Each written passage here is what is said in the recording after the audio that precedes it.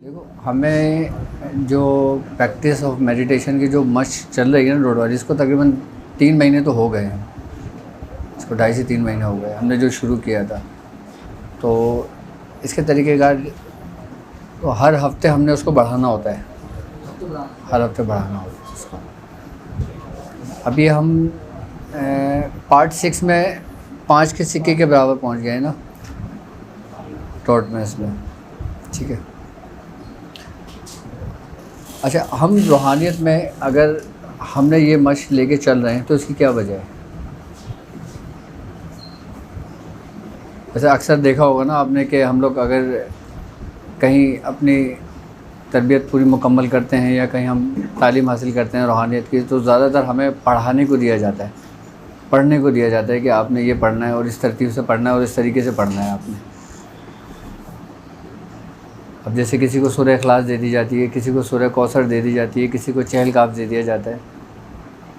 हम सिर्फ पढ़ने में लग जाते हैं और हमारा असल तवज्जो अपने मरकज़ से हट जाती है। अच्छा, पढ़ने का हमें सिर्फ सवाब मिल रहा होता है, क्योंकि कुरान की कोई भी आयत हम पढ़ते हैं या कोई भी सूरत पढ़ते हैं, हमें उसका सवाब तो बेशक मिल रहा होता है, लेकिन हमें उसकी मार्फत नहीं हासिल होती उसकी उस वक़्त तक जब तक हम किसी चीज़ पे तवज्जो और गौर व फ़िक्र नहीं करते। हमने ये जो मशक शुरू करवाई थी ना, सबसे पहले इसका मकसद ही यही था कि हमारी तवज्जो एक जगह मरकूज़ हो, एक नुक्ते पर कायम हो। जब तक हमारी तवज्जो एक जगह पे कायम नहीं होगी ना, हमारा दिमाग किसी और चीज़ को एक्सेप्ट नहीं करेगा। अब जैसे मिसाल के तौर पे एक शख्स आता है, मेरे पास आता है, मैं उसको पढ़ के सूरह कुरैशी मैं उसको पढ़ के दम कर देता हूँ, उसको आराम आ जाता है। अगर आप सूरह कुरैश पढ़ के उस पर दम करते हो तो उसको आराम नहीं आता, जबकि कलाम तो वही है। तो फिर तासीर किस चीज़ की है? अब अक्सर आपने बुज़ुर्गों से सुना होगा कि ज़ुबान की तासीर होती है। अच्छा, ज़ुबान में तासीर भी उस वक्त पैदा होती है कि जब हमारी रूहानियत, हमारा दिमाग उस चीज़ को एक्सेप्ट कर लेता है। इसकी मिसाल ऐसे है जैसे आप किसी चीज़ को गौर से देखना शुरू करते हैं। बड़े बुज़ुर्ग फरमाते हैं कि आप पलक झपके बगैर जब किसी चीज़ को देखते हो ना, तो आपका दिमाग एक्टिव होने शुरू होता है। ये जो हमारा जो कुदरत का निज़ाम है ना, जो हम पलक झपकते हैं, तो इसका और हमारे दिमाग का कनेक्शन जो ना मुनक़ता हो जाता है। जब हम किसी एक चीज़ पे ठहराव करते हैं ना, अपना मरकज़ कायम करते हैं ना, तो हम अपने दिमाग को एक्टिव कर रहे होते हैं। अच्छा, हमने सब कुछ करना है, हमने पढ़ना भी है। अब जैसे कुछ लोग प्रैक्टिस में मेरे साथ 2 महीने से चल रहे हैं, अब वो अपनी कैफ़ियत बताते हैं कि उनको मुख्तलिफ़ किस्म की रोशनियाँ ज़ाहिर होती हैं, रोशनियाँ नज़र आती हैं। किसी को सब्ज़ रोशनी नज़र आती है, किसी को वाइट रोशनी नज़र आती है, किसी को मुख्तलिफ़ किस्म की रोशनियाँ नज़र आती हैं। अब ये रोशनी का नज़र आना, ये क्या कैफ़ियत है? ये हमारे दिमाग के एक्टिव होने की अलामतें हैं। यानी कि हमारा जो दिमाग होता है ना, वो एक्टिव हो रहा होता है उसमें अपना।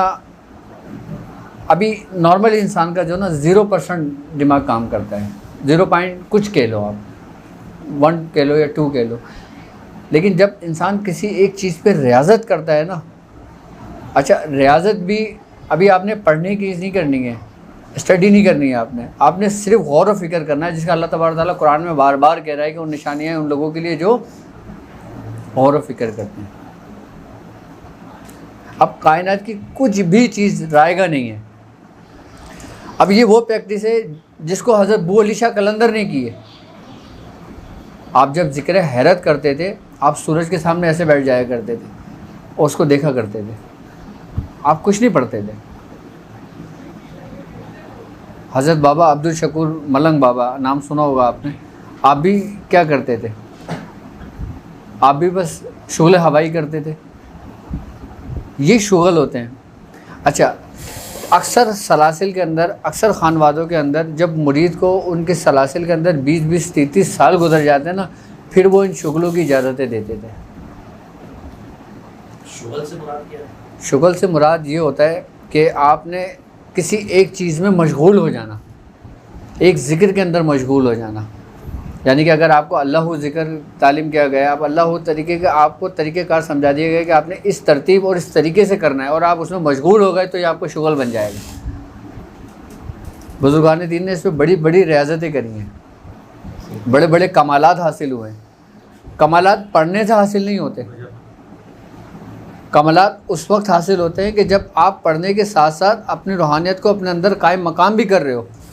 अब एक शख्स पढ़ के ज़ाया हो रहा है, उसको सिर्फ सवाब मिल रहा है, उसको कोई फ़ायदा नहीं हो रहा, लेकिन एक शख्स पढ़ के उसको जमा कर रहा है अपने अंदर, तो एक दिन जमा होकर वो किस हद तक पहुंच जाएगी, अपने कमाल को पहुंचेगी। अच्छा, अब ये ऐसी प्रैक्टिस होती है कि इसका ताल्लुक़, इसका कॉन्सेप्ट दुनिया के हर मज़ाहिब में है। अब महात्मा गौतम बुद्ध को ले लो, उसकी जो तरबियत थी वो क्या थी, वो सिर्फ शुक्ल हवाई करता था।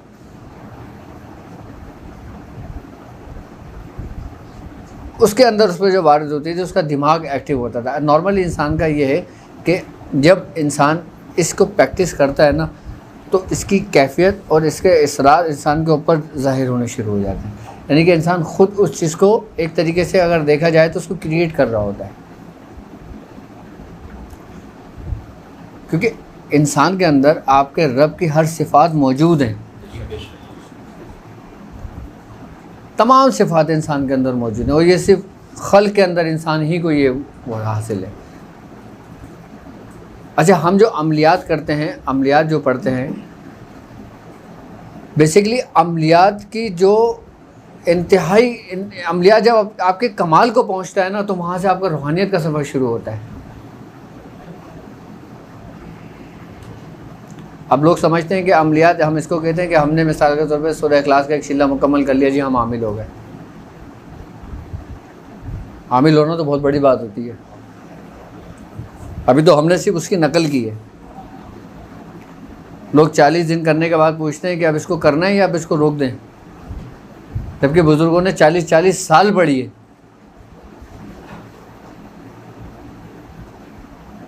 हम 40 दिन में कामिल होने के लिए सोचते हैं कि हम बस 40 दिन में इसको मुकम्मल कर लें इस अमल को।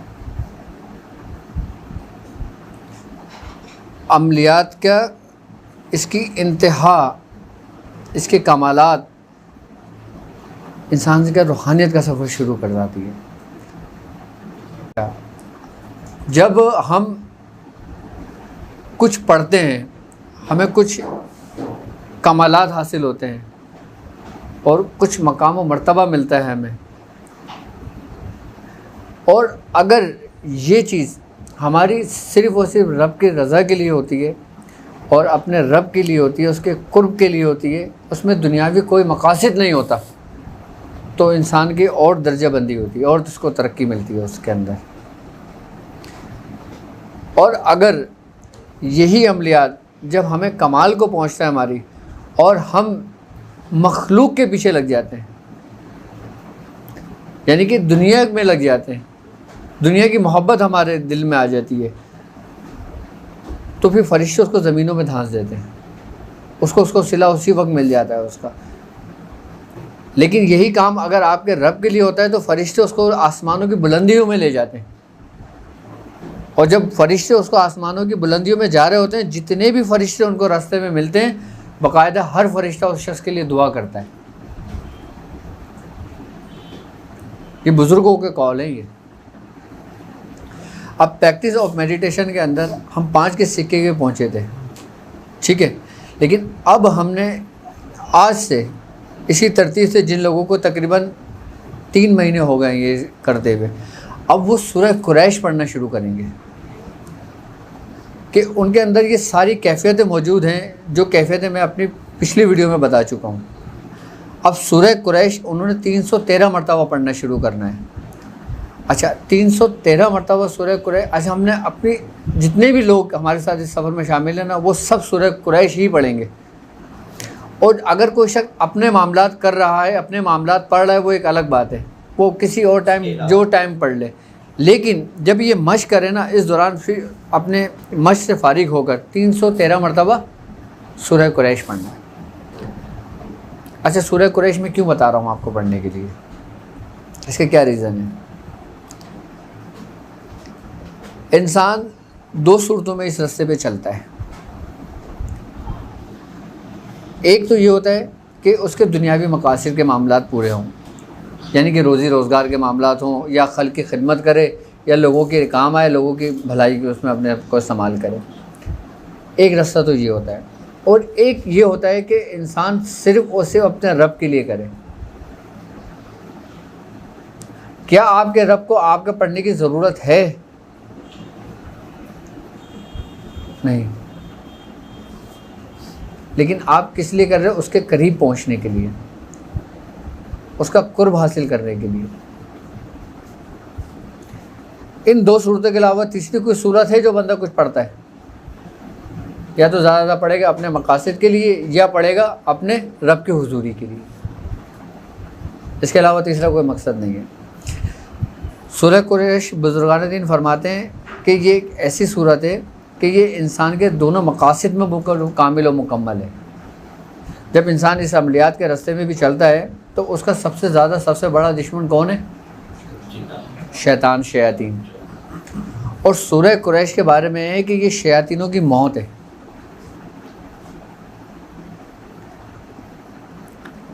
अच्छा, जिन लोगों को इस प्रैक्टिस करते हुए एक टाइम हो गया है ना, जो 5 के सिक्के के बराबर जो उनका वो हो गया है, अब उसके अंदर बाकायदा हाज़रात करवाई जाती है, उसके अंदर बाकायदा इस्तिखारा करवाया जाता है। इसके अंदर आप दुनियावी तमाम काम कर सकते हैं उस पेपर पे, वो पेपर आपके लिए काम का है। इब्तिदाई दौर में। लेकिन जूँ जूँ आपकी मंजिलें बदलती जाएंगी फिर आप दूसरे मकान की तरफ निकल जाएंगे। अगर डायरेक्ट आपको शुक्ल आफ्ताब बता दिया जाए, शुक्ल महताब बता दिया जाए तो आप नहीं कर पाएंगे। लेकिन आप अगर टुक टुक टुक टुक चलते चलते चलते चलते आप वहाँ तक पहुँच जाएंगे। अब एक शख्स को कहो कि भाई तुम्हें 3000 मरतबा सूरह इखलास पढ़ना है, वो सोचेगा। और अगर एक शख्स को कहो कि एक तस्बीह सूरह इखलास पढ़ना है, वो आसानी के साथ पढ़ लेगा। ये बाकायदा तौर पे हमारे सलासिल, हमारे बुज़ुर्गों के तरीक़ेकार रहे हैं। अब ये तरीक़े जो ना नापेद होते जा रहे हैं, ख़त्म ही हो गए हैं ये तरीक़ेकार। अब आप यकीन करेंगे, एक साहब हैं, वो USA में होते हैं, तो उन्होंने एक मैसेज कमेंट्स किया था मुझे वीडियो पे ही। वो कहते हैं कि मेरी उम्र 60 साल है और मैंने 1970 के अंदर ये प्रैक्टिस करी थी, लेकिन आपकी वीडियो देख के मेरे अंदर एक दोबारा शौक़ और एक जज्बा उठ गया, और अब मैंने वो शुरू किया। मैं 6 मिनट तक पहुंच गया हूँ, जबकि मेरी आंखें जो ना कमज़ोर हैं। ये जज्बा शौक़ मुझे लेकर आया है जी। साथ में अटैच था, उनके बाद कोई काम तो मिला नहीं, आपकी सूरत में नजर आया तो इसलिए हाजिर हुआ। तो अब वो कह रहे हैं कि मैंने 1970 में किया था। लोग इससे आगे की बातें नहीं बताते, या बताते नहीं है, या समझाते नहीं है, या उनको नहीं पता। एक ही बात होगी। जबकि आप ये देखें कि लोगों की इंतहा होती है, ये लोगों को इंतहाई वक्त में ये चीज़ें तालीम होती हैं, और हमारे बुज़ुर्गों ने हमारी तरबियत इससे इब्तिदा ली थी। इसका एक तरीक़ेकार है कि जब आपको सूरह कुरैश पढ़ते हुए 40 दिन मुकम्मल हो जाएं, सूरह कुरैश पढ़ते हुए 313 मरतबा 40 दिन मुकम्मल हो जाएं, आपका जो डॉट है वो किसी भी साइज़ पे हो, चाहे 5 के डॉट पे पहुंच चुका हो या ना पहुंचा हो, या उसी पर जिस पे आप रियाजत कर रहे हैं, आप 7 दाने माश के लें। आप 7 मरतबा सूरह कुरैश पढ़ के ना उस माश के दाने पे उस पर मारें, डॉट के ऊपर। आपके 7 दाने पूरे नहीं होंगे, वो पूरा वाइट होने शुरू हो जाएगा, जिससे स्क्रीन चलती है।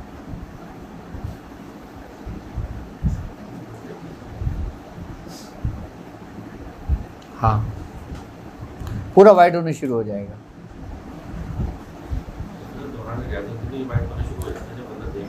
जी, वो तवज्जो की कैफियत होती है। असल में तवज्जो अगर हम देखें ना, तो तवज्जो 3 तरह की होती है। एक तवज्जो वो होती है जिसको हम कहते हैं तवज्जो इस्लाही। एक तवज्जो वो होती है जिसे कहते हैं तवज्जो मुंतकिला, एक तवज्जो वो होती है जिसे कहते हैं तवज्जो इत्तिहादी। अच्छा, तवज्जो इस्लाही क्या है? तवज्जो इस्लाही दरअसल इब्तिदा में होती है, यानी कि उसकी इस्लाह करने के लिए। अब एक शख्स पूरे एक तरीके से गंदगी में लोटपोट होकर आपके पास आया है, आप क्या करोगे? पहले उसकी इस्लाह करोगे, उसके साफ़ करोगे, उसको हर तरीके से अच्छे उसको साफ़ सुथरा करेंगे, उसके कपड़े पहनाएंगे, उसके बाद उसको आप महफिल में लेकर आएंगे। अब ऐसे तो नहीं ले आओगे उसे। तो इस मामलात, इस रस्ते के अंदर पहले तवज्जो इस्लाही होती है। जब तवज्जो इस्लाह हो जाती है ना, जब शागिर्द या मुरीद जब वो उस पर फोकस पे तवज्जो करता है तो उसकी तवज्जो उस पर होती है। अच्छा, ये उसी की तवज्जो है, किसकी? जो तवज्जो से देख रहा है या काम कर रहा है या अपना वर्क कर रहा है। तवज्जो मुंतकिला ये होती है कि जब वो एक ऐसे मकाम पे पहुंच जाता है जहाँ पे वो रुक जाता है आगे, फिर उसका शेख उस पर तवज्जो करता है, फिर शेख अपनी तवज्जो उसके अंदर मुंतकिल करता है। जब शेख उसके अंदर अपनी तवज्जो मुंतकिल करता है तो उसके अंदर फिर उसको अजायबात दिखना शुरू होते हैं। ये तवज्जो मुंतकिला कहलाती है। और तवज्जो इत्तिहादी तो इंतहा की है, और तवज्जो इत्तिहादी वो होती है कि शेख ने अपनी तवज्जो डाली और अपने जैसा उसको बना दिया। ये तवज्जो इत्तिहादी है। आप जिस रास्ते से गुज़रोगे उसमें आपको मुश्किलात भी दरपेश होंगी, आपको आसानियाँ भी मिलेंगी, सख्तियाँ भी मिलेंगी। रूहानियत का रास्ता ना, समझ लें कि एक तरीके से अगर देखा जाए ना, तो हमारे बुज़ुर्ग फरमाते हैं कि ये जो ना लोहे के चने हैं और आपने इसको चबाना है, ना इसको उगल सकते हो ना इसको निगल सकते हो। और लोग समझते हैं कि रूहानियत की ज़िंदगी बहुत आसान है, जिस पर गुजरती है वही जानता है। आपको यूट्यूब पे, सोशल मीडिया पे इतनी अब तो भरमार मिलेगी इसकी, इतनी इजाज़तें मिल रही होंगी आपको, इतने सब कुछ मिल रहे होंगे, लेकिन मैं समझता हूँ इस वक्त सबसे बड़ी तबाही सोशल मीडिया बना है। लोगों की तबाही और बर्बादी का सबसे बड़ा सबब जो ना सोशल मीडिया बना है। एक शख्स ने 40 दिन का चिल्ला किया या कहीं से कोर्स किया, अब वो लोगों के, जब लोगों को सिखाएंगे वो 40 दिन में ही, तो क्या होगा? तबाही और बर्बादी ही होगी ना। मुझे इस रास्ते पे 22 साल हो गए। मैंने तकरीबन ये सिलसिला 20-22 साल के बाद शुरू किया है आम करना, वरना ये आम नहीं था मेरा सिलसिला। मेरे मखसूस कुछ लोग थे, और अभी 20 साल के बाद ही मेरे अंदर एक डर है कि यार मैं खुल के ना बताऊं।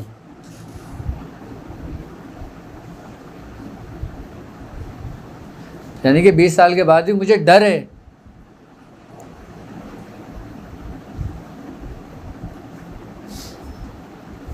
लेकिन जिसने ड्यूटी लगाई है वो जाने, उसका काम जाने। हमारा काम तो सिर्फ तरीक़ेकार समझाना है, उसको बताना है।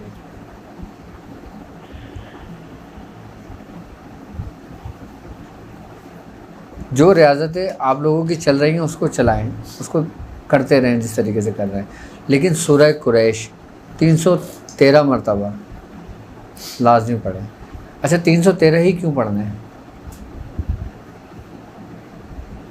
313 की जो तादाद है ना, देखो हर तादाद, हर अदद एक अपनी तासीर और एक असर रखता है। 1 से लेकर 9 तक जो हमारे अददों की तासीर पे जो पुराने चैप्टर चल रहे हैं, वो क्या है? उसकी तासीर और उसकी तजल्लियात तो हैं सारी, उसी की तो रूहानियत है। 313 की अगर हम कैलकुलेशन करते हैं ना, और अगर हम इसको इल्मुल मुफर्रिद में लेकर आते हैं, यानी कि इकाई में लेकर आते हैं, तो ये 7 का हुरूफ हिस्सा बनता है। और कहते हैं कि इल्म जफ़र के अंदर, इल्मुल आदात के अंदर 7 का जो हिस्सा है ना, ये समझ लें कि फ़तह की निशानी है, कामयाबी की निशानी है। 313 का हिस्सा जो 7 का हिस्सा बन रहा है, ये जिस उस पर भी आएगा ना, उसको फ़तह नसीब होगी। शोहदाए बदर की तादाद भी। जी, शोहदाए बदर शोहदाए बदर की तादाद भी, और हज़रत दाऊद अलैहिस्सलाम का वाक़या, जो बादशाह जालूत था, बड़ा जालिम बादशाह था, उसके हज़ारों की तादाद में लश्कर था उसका। हज़रत दाऊद अलैहिस्सलाम जब इसके मद्दे मुकाबिल आए थे तो आपके साथियों की, आपके हवारियों की तादाद 313 थी। तो अल्लाह ताला ने फतह दी उनको।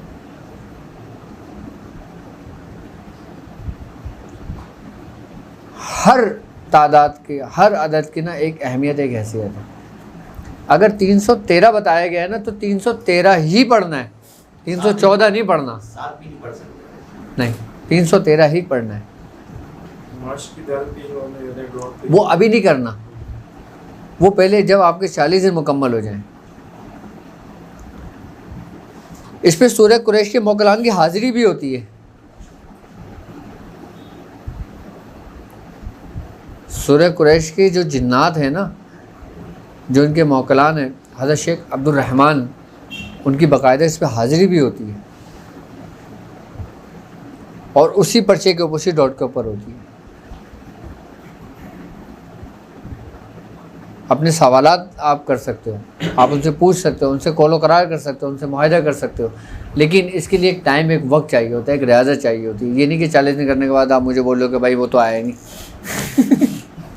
तो ऐसा नहीं होता। रूहानियत, हाँ, लफ्ज़ रूहानियत और एक है रूहियत, हाँ। इसमें कोई फ़र्क है? असल में देखो, लफ्ज़ जो रूहानियत है ना, ये बेसिकली जो रूह है, ये इससे निकलेगा, और रूह हमारी है लतीफ़, जिस्म हमारा है कसीफ़। आई बात समझ में? जिस्म हमारा कसाफत रखता है, रूह हमारी लताफत रखती है। अच्छा, जब हम दुनियावी मामलात में होते हैं, यानी कि हम सब कुछ खाते हैं पीते हैं, हमारे अंदर कोई तमीज़ नहीं होती किसी मामलात के अंदर, हराम की, हलाल की, या अगर हम हलाल खाएं, हराम से बचते भी हैं, हम किसी चीज़ का परहेज़ नहीं करते। आई बस हमने हज़रत अली रज़ी अल्लाह ताला अन्हु का कौल है, आपने फरमाया है कि इतना गोश्त ना खाओ कि तुम्हारा पेट जानवरों का कब्रिस्तान बन जाए। यानी कि इसमें बुजुर्गान दीन ने फरमाया कि इंसान जिस जानवर का गोश्त खाता है उसमें उस जैसी खसलतें पैदा होने लगती हैं। अब जब उसमें उस जैसी खसलतें पैदा होने लगेंगी ना, तो उसका नफ्स ताकतवर होगा, उसकी रूह कमज़ोर होगी। जब रूह कमज़ोर होगी तो रूहानियत भी कमी होगी उसके अंदर, ना होने के बराबर।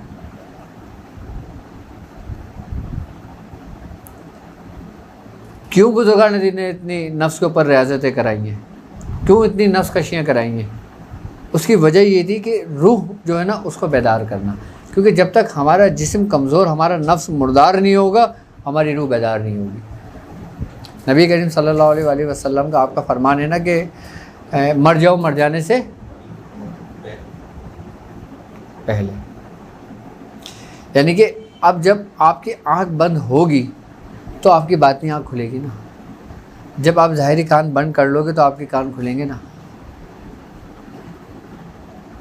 मुख्तलिफ़ सलासिल के अंदर कोई लताइफ़ात पे तवज्जो कराता है, कोई लताइफ़ात के ज़रिए मनाजिल तय करवाता है, और कुछ जो होते हैं वो ज़िक्र व अस्कार के ज़रिए कराते हैं। अब ख़ानदान क़ादरिया है, इसके अंदर ज़िक्र रूह ही होता है, जो रूह के बेदार होने के बाद होता है।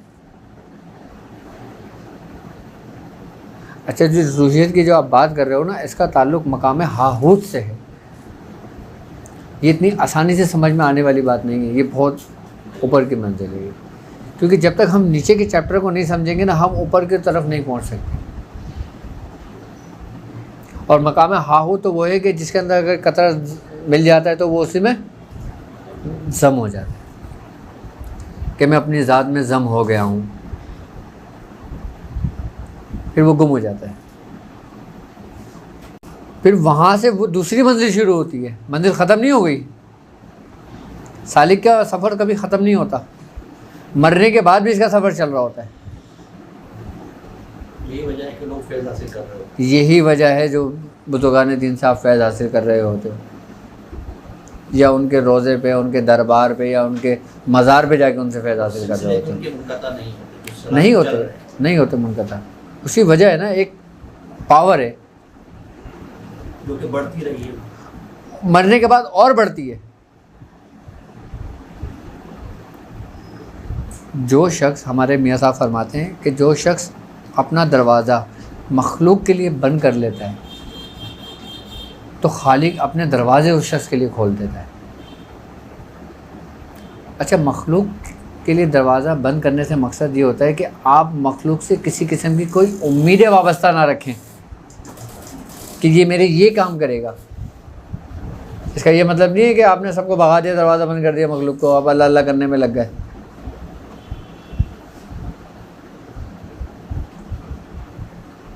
आपकी तमन्ना, आपकी ख्वाहिशात, आपके तमाम मामला मखलूक की तरफ नज़र नहीं गई आपकी। आपने अगर किसी मखलूक की खिदमत भी करनी है ना तो आपने इसीलिए करनी है कि ये रज़ाए इलाही है। और मखलूक की खिदमत करना इबादतों में एक अफजल इबादत का दर्जा है। नमाज़ पढ़ते हो ना आप, ये आपका और आपके रब का मामला है। रोज़े रखते हो ना आप, ये आपका और आपके रब का मामला है। आप हज अदा करते हो या नहीं करते, ये आपका और आपके रब का मामला है। लेकिन अगर आपकी ज़ात से, आपकी शख्सियत से अगर किसी की दिल आज़ारी होती है, किसी को आप धोखा देते हो, किसी के साथ आप फ्रॉड करते हो, किसी को आप नुकसान पहुंचाते हो, तो ये बंदे और बंदे का मामला है। और फिर जब रोज़े मैशर दो बंदे और बंदे पहुंचेंगे ना तो रब पता है क्या कहेगा, ये तुम दोनों का आपस का मामला है। जब तक ये बंदा इस बंदे को माफ़ नहीं करेगा तो मैं भी माफ़ नहीं करूँगा। बाकायदा हदीसों में मिलता है।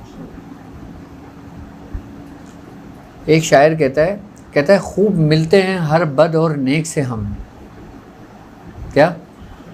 खूब मिलते हैं हर बद और नेक से हम, तेरे मिलने के लिए ही तो मिलते हैं हर एक से हम। कि पता नहीं तो हमें किस रूप में मिल जाए। आप ख्वाजा मोइनुद्दीन चिश्ती को आप उठा के देख लें, आपके सवाने हयात देख लें, आपकी ज़िंदगी देख लें। आपके पास हिंदू आते थे, ईसाई आते थे, यहूदी आते थे, मुसलमान आते थे, आप किसी को भगा देते। और अगर आज किसी मौलवी के पास हिंदू आ जाए तो वो बोलते भाई खड़े हो जाओ। हाँ, आप यकीन करेंगे इस रास्ते पे हिंदुस्तान के अंदर कई ऐसे हिंदू हैं जो हमारे शागिर्द हैं। वो कहते हैं कि हमने अपनी किताबों में ये चीज़ पढ़ी है,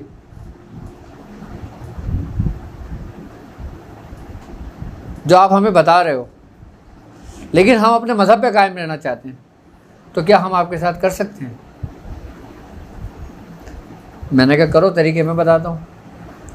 हो सकता है अल्लाह इसकी बरकत से हिदायत डाल दे दिल में।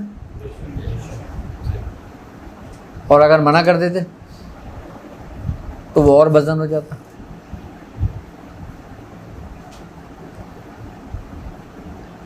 इल्म जो ना, ये समझ लें कि बड़े बुजुर्ग फरमाते हैं कि ये नहीं देखो कि कौन कह रहा है, बल्कि ये देखो वो कह क्या रहा है। जो वो कह रहा है ना, आप उसको लो और कुरान और सुन्नत की रोशनी में उसको देखो। अगर ज़रा सा भी, बारीक से भी, बाल से बराबर भी कोई बात अगर शरीयत से टकरा रही है तो उसको दीवार पे दे मारो, और नहीं तो उसको अपना लेना, चाहे वो कोई भी मज़हब का बंदा कह रहा हो।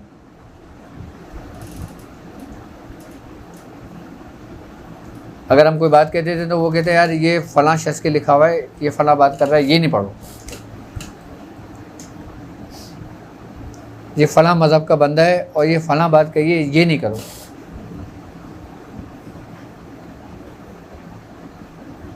जबकि लोग इसकी हकीकत से आशना नहीं होते। मैं आपको एक बात बताऊं, अभी की एक रिसर्च है कि यहूदी जो है ना, यहूदी जो है इस वक्त वो बाकायदा तौर पर जो इनको हम क्या कहेंगे, जैसे हमारे आमिलीन होते हैं ना, रब्बी कहलाते हैं ना, बाकायदा वो रब्बियों को ना एक जगह पे जमा कर रहा है और मुख्तलिफ़ मज़ाहिब के अंदर वो लोग रिसर्च करके जो उनके काम के मेयार के मुताबिक लोग हैं ना, उनको वो ख़रीद रहे हैं और उनको एक ऐसी जगह मुंतकिल कर रहे हैं और उनसे बाकायदा तौर पे ये काम ले रहे हैं। कौन से काम? जो रूहानियत के काम हैं। बाकायदा इनके इंस्टीट्यूट बने हुए हैं, अपने बच्चों को तरबियत देते हैं, अपने बच्चों को तालीम देते हैं। मैं सही बता रहा हूँ आपको। और हमारे यहाँ जो आमिलीन है वो सिर्फ दुनिया कमाने के लिए ये चीज़ सीखते हैं, वो किसी और मकासद के लिए जमा कर रहे हैं लोगों को। आपको पता है कि अब आने वाला जो दौर है, आने वाली जो जंगें हैं वो कैसे शुरू होंगी, वो कैसे लड़ी जाएंगी? वो रूहानी क़ुव्वतों से लड़ी जाएंगी। मुसलमानों के अंदर इतना इंतशार जो फैल रहा है, मुसलमानों को इतना शिद्दत की तरफ जो लेके जाया जा रहा है, इतना शिद्दत पसंदी की तरफ जो लेके जाया जा रहा है, इसी वजह से कि ये लोग अपने मामलात में कमज़ोर हो जाए। क्योंकि मुसलमान अगर इस मामलात में जागता है ना, तो वो रूहानियत के आला मकाम पे पहुंचता है। बाकायदा अगर आप तारीख़ उठा के पढ़ते हैं तो बाकायदा इस मसद वो कह लें जादू के ज़रिए बाकायदा पूरी पूरी जंगें जीती जाती थी, पूरी पूरी बाजियाँ पलट दी जाती थी। इनको फतह हो रही है, इन्हीं पे जादू हुआ और वो फतह इनकी नाकामी में बदल गई। मुसलमानों को बड़ी शिकस्तें हुई हैं इसमें। अब वही दौर लौट रहा है। हम लोगों को लगा दिया दूसरे मामलात में, ज़ाहिरी मामलात में, और वो खुद लग गए हैं दूसरी चीज़ों में। हमारे मामलात लेकर खुद उन्होंने उन्होंने हमारी हर एक वो चीज़ अपने अंदर अपना लिए जो हमारी मिरास थी। सही है, वो तो सही। आप देखो कि पहले जो मुसलमान बादशाह हुआ करते थे या जो दीन इस्लाम पर कायम होते थे, वो अपने बच्चों को तैराकी सिखाते थे, तीर अंदाज़ी सिखाते थे, तलवार चलाना सिखाते थे, रूहानियत की तालीम और तरबियत के लिए बाकायदा पीर व मुर्शिद के हवाले किया करते थे, बुज़ुर्गों के हवाले किया करते थे। हर बादशाह के सरपरस्त एक बुज़ुर्ग का साया होता था कि जिसकी सल्तनत उस पर कायम होती थी, और वो जो बुज़ुर्ग होते थे उनकी दुआओं से वो चीज़ चल रही होती थी।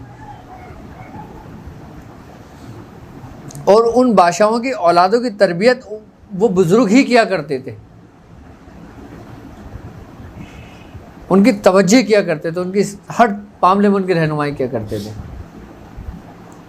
एक सदी पहले तक तो ये भी था कि हिंदुस्तान के अंदर राइट्स की ये चीज़ पाकिस्तान, दोस्तान, सिंध, ये तमाम चीज़ें मुसलमान भी पढ़ा करते थे।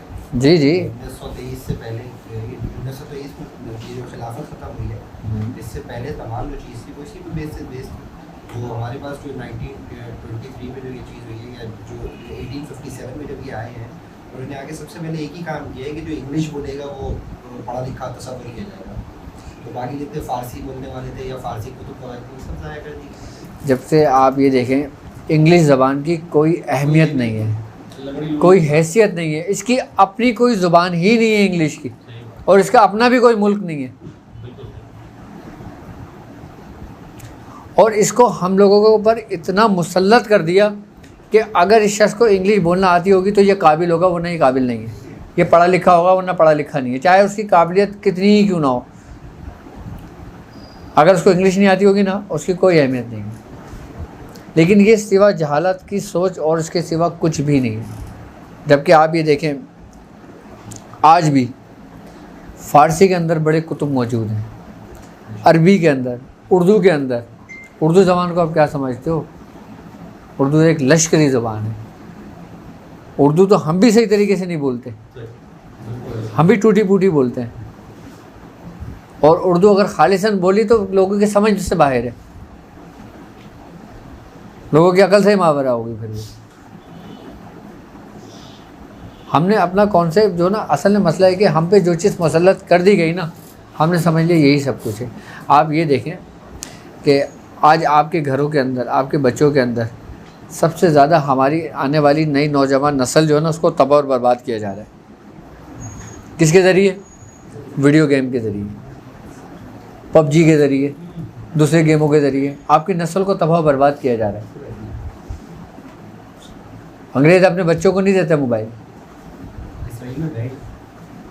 यहूदी जो बच्चा होता है ना, अब वो 5 साल का बच्चा होता है ना, वो अपने पास वेपन रखेगा। आज की बात बता रहा हूँ मैं जी। क्या रखता है? वेपन रखता है मोबाइल में। मोबाइल की जगह। फेसबुक का यूज़ नहीं। इसकी वजह क्या है आपको एक बात बताऊँ। नबी करीम सल्लल्लाहु अलैहि वसल्लम का फरमान है आपने कि हथियार रखना जो ना सरकार दो आलम सल्लल्लाहु अलैहि वसल्लम की सुन्नत है।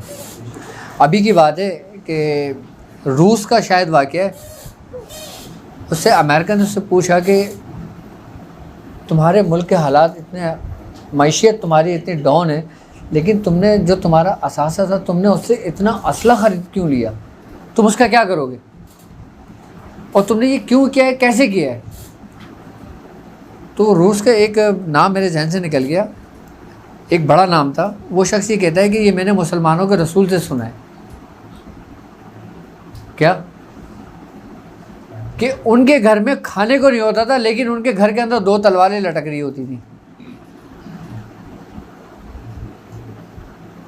तो मुसलमानों का इतना खौफ और इतनी हैबत थी इन काफिरों के ऊपर। इन्होंने सारे मुसलमानों की हैबत जो ना किसमें डाइवर्ट कर दी, मोबाइल के अंदर, कंप्यूटर के अंदर और मुख्तलिफ गेमिंग जोन के अंदर। और हर वो तरीक़ेकार जो हम अपने बच्चों को हमें सिखाना चाहिए हम नहीं सिखाते, वो अपने बच्चों को तरबियत दे रहे हैं। यहाँ तक कि यहूदी बच्चे का अगर वो अलीफ बा पढ़ना शुरू करता है ना, तो वो उसको ये पढ़ाते हैं कि ये मुसलमान तुम्हारा दुश्मन है। इस पे तो सब वीडियोस रिलीज हुई हैं जी। वो खड़े होकर जो मोहल्ले में वो बच्चों से पूछ रहे हैं कि तुम आईबी बच्चे से मिले तो उसने कहा तुम्हें कैसा लगा, कहता है मुझे गुस्सा आया। शरीर छोटे बच्चे हुए, मुझे शरीर गुस्सा आया। दूसरे में बोलते हैं हाँ ये परफेक्ट यार इनकी डायरेक्शन चलो इसको सिखा। बचपन से तरबियत कर रहे हैं ये लोग इस तरीके से, किसके मद्दे मुकाबिल के लिए, मुसलमानों को।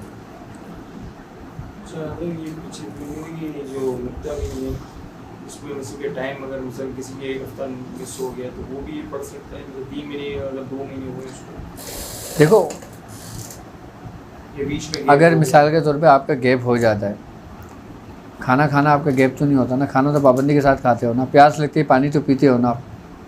इसी तरीके से ज़रूरी नहीं कि आप पेपर को जगह जगह अपने साथ लेके जाएं। आप अगर कहीं बैठे हैं, आपकी नज़र किसी चीज़ पे पड़ गई, आपने वही नज़र जमा दी। आप कहीं काम कर रहे हैं, आपकी नज़र इस पे पड़ गई, आपने इस पे नज़र जमा दी। आपका चलना फिरना उठना बैठना सब कुछ इबादत हो जाएगा अगर आप समझ लो उसको सही। वो शायर कहता है ना, महवे तस्बीह तो सब हैं मगर इदराक कहाँ, मगर होश नहीं। कि ज़िंदगी खुद ही इबादत है मगर हमें होश नहीं है।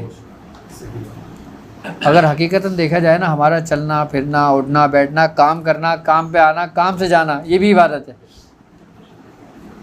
और इस दौरान अगर हमारी कोई मौत वाक़ई हो जाती है तो ये भी शहादत का एक दर्जा है किसी और ऐसे मज़हब के अंदर नहीं। ये अल्लाह तबारक तआला की हम पर नेमतें हैं, लेकिन हम असल में मसला ये कि हमने अब रूहानियत को सिर्फ किस लिए इस्तेमाल किया, अमलियात की सूरत में। अभी मैं जिन्नात के तरीके बता दूं हाजिर करने के, और जादू के उतारे के तरीके समझाना शुरू कर दूं, फिर देखो कैसा रश लग जाता है। और अगर रूहानियत की कोई बात बता रहा हूँ तो इतने लोग तवज्जो से नहीं सुनेंगे उसमें, क्योंकि लोगों का कॉन्सेप्ट ये बन गया है कि अगर ये आमिल है तो ये सिर्फ जादू का उतार कर लेगा, आई बस समझ में, या चुड़ैल को जादू को इनको ख़त्म कर देगा, या हमें इस मुसीबत से निकाल देगा। जबकि रूहानियत इन तमाम चीज़ों से मावरा है। ये तो ऐसा है जैसे मिसाल के तौर पे एक शुगल है, खेल है, ये मंजिल नहीं है। मैं आपको बात बताऊं, जब 98 से मेरा ये मामला शुरू हुआ था मियां हुजूर से, तो मियां हुजूर ने मुझे घर से अलग कर दिया था। मियां ने कहा था ये काम घर पे नहीं करना, और हमने अपना सामान उठाया, घर से चले गए। कहाँ जाना है जी? वो सामने मस्जिद है हमारे, रोड क्रॉस करके वहाँ पढ़ना है, हम वहीं रहते थे। अब वहाँ जब हमारा भाई, वहाँ से फिर हमें कब्रिस्तान भेज दिया। अब जब कब्रिस्तान हम लोग गए, उस वक्त थोड़े से हालात ख़राब हो गए, तो फिर पापा ने कहा कि तुम एक काम करो, कोई एक ऐसा छोटा खोली देख लो, कोई किराए पे कोई जगह मिल जाए तुम्हें, ताकि तुम अब बंद कमरे के अंदर ही काम कर लो। फिर हमने कोई जगह देखी, फिर जगह हमारी एक 2 कमरे का हमें घर मिल गया था।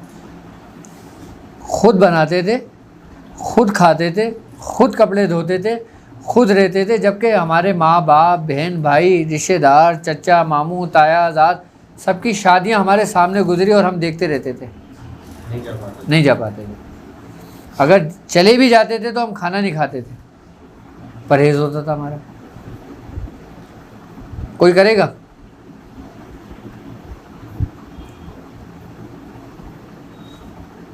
वो थी अमलियात की दुनिया, वो थी अजायबात की दुनिया।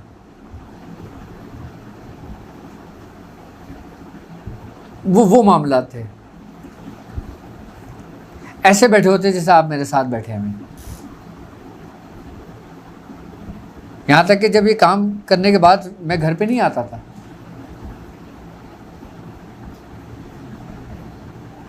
अच्छा, हम उसमें ये समझते थे कि हम अपने कमाल को पहुँच गए, हम बादशाह हैं। हर ताकत का एक जोम होता है। जब इंसान को थोड़ी सी ताकत मिलती है ना, तो वो अपने आप को बड़ा वो समझता है। हमने भी समझा, हमारे अंदर भी गुरूर होता, कबूर पैदा हुआ एक वक्त में, लेकिन वो कब, कैसे और कहाँ ख़त्म हुआ पता ही नहीं चला। अच्छा, जब हमने देखा ना कि यही रूहानियत है, उस वक़्त हमें रूहानियत के बारे में नहीं पता था कि रूहानियत क्या होती है। हम समझते हैं कि इसी को रूहानियत कहते हैं। इनसे मिलना, इनसे जुलना, इनसे बैठना, इनके कबाइल के बारे में पूछना, या इनके करना, या इनके मामलातों को देखना, या इसको जलाना, उसको बुलाना, इसको भगाना, हम समझते थे यही रूहानियत है। लेकिन एक वक्त ऐसा आया कि जब मियाँ हुजूर ने ये फरमाया कि तुम अपना सारा सामान समेटो और इसको समंदर में ले जाके ठंडा कर दो, और अब करना नहीं है काम। हमने उफ तक नहीं कही। और टाइम हमें क्या लगता था कि हम इशा की नमाज़ पढ़ के बैठते थे और हमें फजर नहीं 8, 9, 10 बज जाते थे दिन के।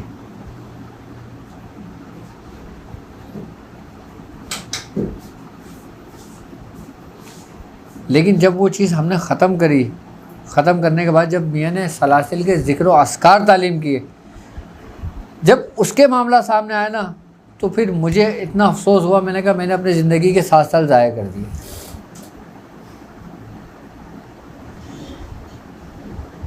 असल रस्सा तो ये था। जब मैंने मियाँ को ये बात कही तो मियाँ ने कहा इस वक्त यहाँ भी तुम नहीं पहुँचते जब तक तुम इस रास्ते से नहीं गुजरते। बुनियाद इब्तिदा मेरी उसी डॉट से शुरू हुई थी। उसी डॉट से शुरू होने के बाद फिर मियाँ ने पढ़ाई तालीम करी थी, और पढ़ाई तालीम करने के बाद फिर उस पढ़ाई के तरीके समझाए थे।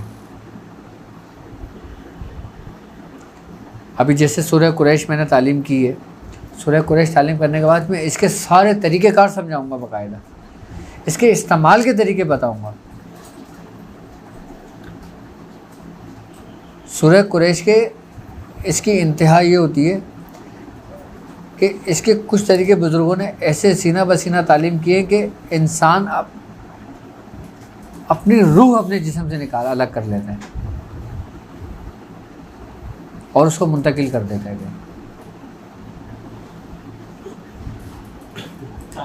कि अल्लाह ताला उसको इतना इख्तियार अता कर देता है रूहानी तरीके से। रूहानी रूहानी सैर जिसे कहते हैं, बातनी सैर जिसे कहते हैं।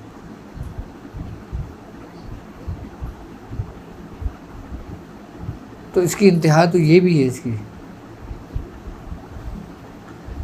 बड़े बुजुर्ग फरमाते हैं कि जो शख्स अपने मामूल में सिर्फ़ एक तस्बीह, कितनी, सिर्फ एक तस्बीह, नॉर्मल इंसान जिसका इस चीज़ से कोई ताल्लुक़ नहीं है, पढ़ाई से ना, इस अमलियात से कोई ताल्लुक़ है, ना रूहानी से कोई ताल्लुक़ है, अगर कोई शख्स सिर्फ वो सिर्फ सूरह कुरैश एक तस्बीह पढ़ता है ना, वो कभी ज़िंदगी में किसी का मोहताज नहीं होगा।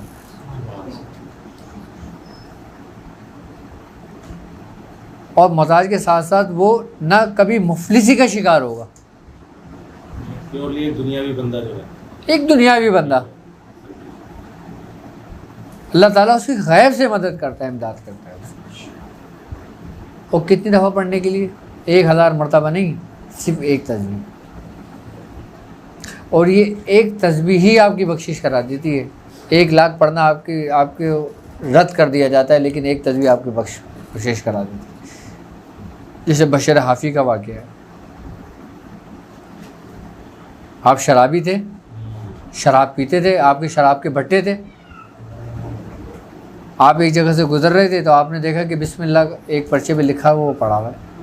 आपने उसको उठाया, उसको साफ़ किया, उसको चूमा, उस पर इतर लगाया, अपनी पगड़ी में बांध लिया। आपने कहा तेरी जगह तो यहाँ पर है, हमारे सरों पर। बस जी, अल्लाह ताला को ये बात पसंद आ गई।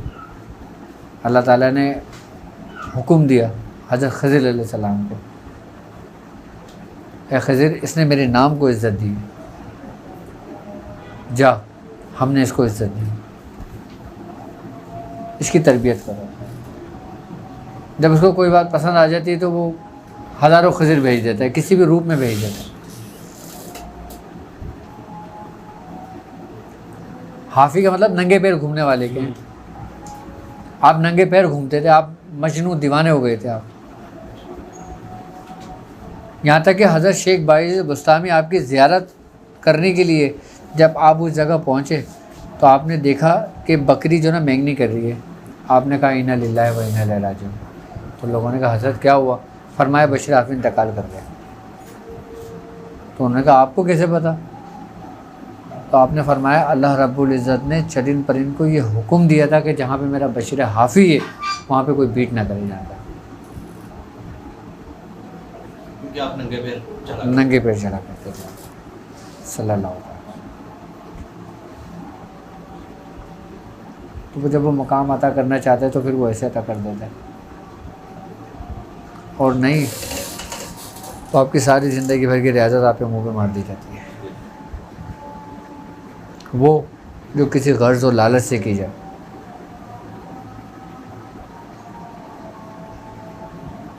इसमें सबसे बेहतरीन और सबसे शॉर्टकट रास्ता जो है ना, वो ये समझ लें कि इश्क और मोहब्बत का यही रास्ता है सल्लल्लाहु अलैहि। यही रास्ता है जो इंसान की बख्शिश करवाएगा। और ये एक ऐसा हथियार है, एक ऐसा रास्ता है, इसके बारे में कहते हैं कि जिस शख्स अगर इस रास्ते पे चलता है ना, उससे बड़ी से बड़ी गलतियाँ भी सरदर्द हों तो भी वो माफ़ कर दी जाती हैं।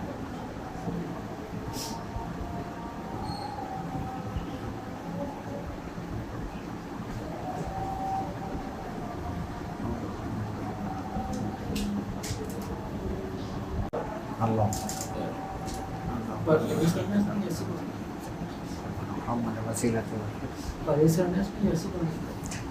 नहीं, परहेज़ तो चल ही रहे ना, लोग परहेज़ तो कर रहे हैं ना। अच्छा, परहेज़ इसमें सिर्फ वो सिर्फ जो ना जलाली है, अभी जमाली परहेज़ नहीं करना। हाँ, अभी सिर्फ वो सिर्फ गोश्त अंडा मना किया है। अच्छी बात है, सब बंद कर दिया तो और भी अच्छा है, ये लोगों आसानी के लिए। सर जी, हम तो अंडा मछली गोश्त का जायका तक भूल गए थे। मेरे एक शागिर्द थे मकसूद भाई, आते हैं अभी, उनको तकरीबन 14 साल हो गए होंगे, नहीं 12 साल हो गए होंगे गोश्त खाए हुए। वो गोश्त का हाथ नहीं लगाते। अभी थोड़ी देर पहले यहीं बैठे हुए थे, उनको यहाँ तक बोला कि भाई गोश्त खा लो अब। नहीं, मिठास के हवाले से भी कुछ फरमाए थे, मिठास भी मना कर दी जाती है। कि मेरे बड़े साहब के पास था, तो गोश्त मछली अंडा तो उन्होंने बंद कर दिया था, वो तो सिलसिला ख़त्म हो गया। उसके बाद उन्होंने मिठास भी मेरे ख़त्म करवा दी। तो मिठास का क्या ताल्लुक है रूहानियत से? नहीं, मिठास तो बंद नहीं कराई जाती, लेकिन मेरी जब मिठास बंद करवाई उन्होंने तो मेरी कैफियत और ज़्यादा हल्की हो गई थी। यानी ये कैफियत हो गई थी कि मैं मतलब पागल का ऐसा लगता है, मतलब दीवार में हाथ डालता हूँ, ऐसे हाथ में हाथ तो पागल देख कर हाथ आर पार वो हवा से खमसा को तस्खीर करने के लिए करवाया जाता है। काफ़ी हद से मिठास खत्म, मतलब उन्होंने रुकवा दी थी। हाँ, लेकिन ये बहुत मखसूस होता है, ये हर एक के लिए नहीं होता है। अभी ये कहते थे मैं चाय तक पी पीता हूँ, अच्छा, वो छोड़े तो एक ऐसा हो गया। अरे हम तो एक वक्त ऐसा आया था परहेज़ के अंदर कि मियाँ ने मुझे एक दफ़ा बुला के मुझसे ये कहा था कि आपने सिर्फ एक मुट्ठी चावल लेना है, और जितने भी आए एक मुट्ठी के अंदर आपने बस वो बॉयल करके 24 घंटे में वो खाना है। कोई नमक नहीं है, कोई मसाला नहीं है, कोई मिर्चें नहीं है, कोई कुछ नहीं है, सिर्फ वही बॉयल करके खाना है। एक दो दिन तो खाया गया, तीसरे दिन हम उंगलियां डाल डाल के उतारते थे, नहीं उतरते थे। सिर्फ 11 दिन का बोला था और तकरीबन 1 साल किया था। मेरी सेहत ऐसे हो गई थी कि बिल्कुल दुबला पतला, कि अगर एक जगह से दूसरी जगह इतनी दूर अगर मैं जाता था तो मैं 3 जगह बैठ के जाता था। शायद मेरी कोई तस्वीर पड़ी हो उस ज़माने की, उस वक्त की। मियाँ हुजूर अब इतनी रियाजतें नहीं कराते, अब इतनी सख्ती नहीं कराते। मियाँ हुजूर रियाजतें तो कराते हैं लेकिन इतनी सख्ती नहीं करते उन रियाजतों में। अगर आपने मियाँ ने आपको बोला ना कि आपने 1100 मरतबा ये पढ़ना है सूरह कुरैश, मियाँ वो सुबह मुझे ऑफिस जाना होता है और फिर ऑफिस से मैं इस टाइम पे छुट्टी होती है, फिर मैं घर पे इस टाइम पे फारिग होता हूँ, फिर इतने टाइम में 20 बच्चों को देता हूँ, फिर ये टाइम मेरे पास बचता है। अच्छा तुम 360 कर लो, अच्छा तुम 313 कर लो, मैं थोड़ी सी और कम हो जाएगी, अच्छा चलो एक तस्बीह कर लो। वरना पहले मैं इतना सख्त है, अगर पर्चा देते थे मियाँ कि ये अमल करना है, अब वो अमल हम देते थे तो अगर हमने पूछ लिया कि कितने दिन करना है, खाली वो पर्चा वापस ले लेते थे। ये कितने दिन क्या होता है, कहते जब तक मुकम्मल नहीं होता तो करना है, जब तक मुकम्मल ना हो ये अमल करना है।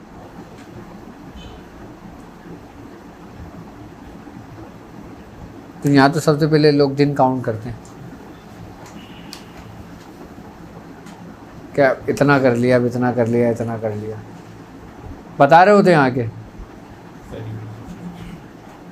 कितने दिन रह गए। अच्छा अगर ये सूरह कुरैश करते हो कहीं अगर बाहर जाना पड़ गया मुझे कराची तो आपने गैप नहीं करना, जगह बदली हो, आप जहाँ भी हो आप पढ़ लो। देखो जाना मजबूरी होता है, शौक़ में कोई नहीं जाता। आप किसी भी काम से कहीं अगर एक शहर से दूसरे शहर भी जाते हैं तो आप वहाँ भी पढ़ लें 313 मरतबा सूरह कुरैश। इस तरीके से मैं पहली नशिस्त है मेरी, और मेरी मेरे भी साथ ही दोस्त हैं मेरे, अच्छा ये भी मेरे साथ हैं, इनकी पहली नशिस्त है। अब 313 मरतबा सूरह कुरैश की इजाज़त आप दे रहे हैं, लेकिन इससे पहले के जो मामलात थे उससे हम नाआशना हैं, तो इस सूरत में क्या हो? देखो जब तक हम नाआशना थे, मतलब हमें उसके बारे में नहीं पता था, तो वो हमारे लिए बेकार है, सिवा सवाब के कुछ भी नहीं है। लेकिन हमने जो मेहनत, हमने जो रियाजत करी है ना, वो ज़ाया नहीं जाएगी, वो इस्तेमाल में आएगी। कब? कि जब आपके ऊपर इसके इसरार खुलेंगे। भाई पॉजिटिव पे जाएगा ना। कुरान की आयत पढ़ी हुई, कोई अमल किया हुआ ज़ाया नहीं होता कुछ भी, उसके असरात रहते हैं इंसान के जिस्म के अंदर। कि जिस तरीके से एक सेल मुर्दा है और एक सेल ज़िंदा है, लेकिन अगर आपको उसको ऐसी मेडिसिन देते रहो कि जिससे आपके मुर्दार सेल ज़िंदा हो जाए, तो जब वो ज़िंदा होंगे तो वो भी एक्टिव हो जाएंगे। तो पुराने मामलात की अहमियत और हैसियत ऐसे है कि वो हम कर रहे हैं वो करते रहें। आप जो नशिस्तें भी आपकी चल रही हैं, इस हवाले से मैं ये अर्ज़ कर रहा था कि जो इसमें जो इस तरीके से आपने इनसे इरशाद फरमाया कि तरके जलाली चल रहा है, अब पहले के असबाब जो आप इन लोगों को दे चुके हैं उससे हम नाआशना हैं, उससे ना आशना है ना, तो उसमें देखें सबसे पहले हमने डॉट वाला काम शुरू किया था, ऐसा ही है ना, एक पर्चे पे डॉट का, और एक मार्कर से बस एक ऐसा नुक्ता बनाया था, जैसे ये नुक्ता बना हुआ है, ये डॉट का साइज है। अच्छा, इसका तरीक़ेकार ये था कि ये पर्चा है और हमने मदीने की तरफ रुख करना है और अपने एक हाथ के फासले पे अपने बिल्कुल सीधा उसको दीवार पे लगा लेना है। हमने इस डॉट को देखना है पलक झपके बगैर। अच्छा, जब हमारी पलक बंद होने वाली होगी तो हम उसको बंद कर लेंगे और फिर हम कुछ लम्हे, कुछ सेकंड या कुछ मिनट उसको बंद रखेंगे, या 1 मिनट 2 मिनट, उसके बाद फिर खोलेंगे, फिर उसको देखना शुरू कर देंगे। ऐसे हमने ये प्रैक्टिस 2-3 बार करनी है। सिर्फ देखना है, तसव्वुर कुछ भी नहीं, पढ़ना कुछ भी नहीं है, तसव्वुर कुछ भी नहीं करना, ना कोई जिक्र करना है, देखना है, सिर्फ वो सिर्फ देखना है। शर्त ये कि पलक ना झपके। पलक ना झपके, जब पलक झपके आप पलक बंद कर लें। वजू बावजू कहते हैं इसमें, वज़ू करें तो अच्छी बात है, अच्छा, कितनी- वज़ू के कितनी साथ। देर करें? 10 मिनट 15 मिनट बहुत है। प्रैक्टिस मैं तो कर चुका हूँ, क्या मैं भी दोबारा शुरू करूँ? दोबारा शुरू कर देंगे तो वो एक्टिव हो जाएंगे, सारे मामला एक्टिव हो जाएंगे। इसमें अभी आप मुझसे पूछ रहे हैं ना 5 मिनट 10 मिनट, आप यकीन करेंगे कि आपको इसमें इतना लुत्फ़ आने शुरू होगा ना कि आपको 2-2 3-3 4-4 घंटे हो जाएंगे, आपको पता नहीं चलेगा, आपको नहीं पता चलेगा। अभी एक साहब मुझे कह रहे हैं कि मुझे 6 घंटे गुजर गए, मुझे पता नहीं चला। अच्छा, उस 6 घंटे की कैफियत में मुझे ये पता भी नहीं था कि मैं इसको देख रहा हूँ या बंद है या खुली है या मेरी पलक झपकी है, मुझे ये भी नहीं पता।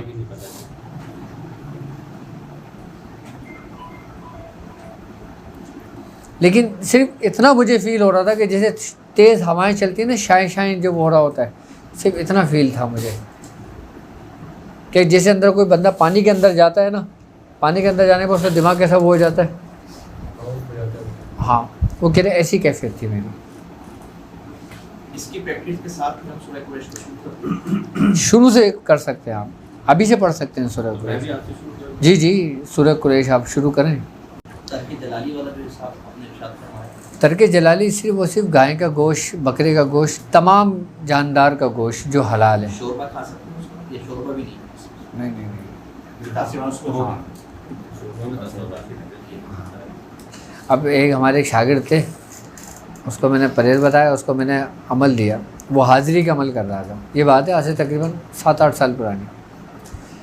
तो मैंने उसको कहा, मैंने कहा परहेज़ करना है, कि ठीक है परहेज़ करना। और मैंने उसको तरीक़ेकार समझाया। वो मेहनती था, 8-8 घंटे बैठा रहता था पढ़ाई पे, कमरा बंद करके। अब जी मैंने उसको कहा, मैंने कहा 21 दिन के अंदर हो जाएगा। अब 21 दिनों का नहीं हुआ। यार क्यों नहीं हुआ? मैंने कहा तूने कोई गलती करी है? कह रहे नहीं। मैंने कहा अच्छा 21 दिन और कर। अब वो 21 दिन होते बाद 21वें दिन ना फिर 24 की नियाज़ हो गई यहाँ पर। अब 24 की नियाज़ हुई तो बिरयानी बनी हुई थी यहाँ पे गाय के गोश्त की। अब वो मेरे सामने दस्तरखाने पे बैठे हुए थे, मैं भी बैठा हुआ था, वो खा रहे हैं, मैं भी देख रहा हूँ। आप देख रहे हो? अच्छा खैर मामला गुजर गया। मैंने उससे कहा, मैंने कहा काम कर रहे हो ना? जी जी हज़रत मैं अल्हम्दुलिल्लाह काम, परहेज़ कर रहे हो? जी जी अल्हम्दुलिल्लाह बहुत सख्त। तो मैंने कहा अच्छा। तो मैंने कहा तो अभी तुम ये क्या कर रहे थे? कह रहे वो गोश्त नहीं खाया, सिर्फ चावल खाएं। बिरयानी में मैं गोश्त नहीं खाया, सिर्फ बिरयानी चावल खाए मैंने। वो मैं तो करता ही हूँ। मैंने कहा यार शुक्र कर अल्लाह का कि तू बच गया, सही बात। वरना अगर वो आ जाता तो तुझे मार देता।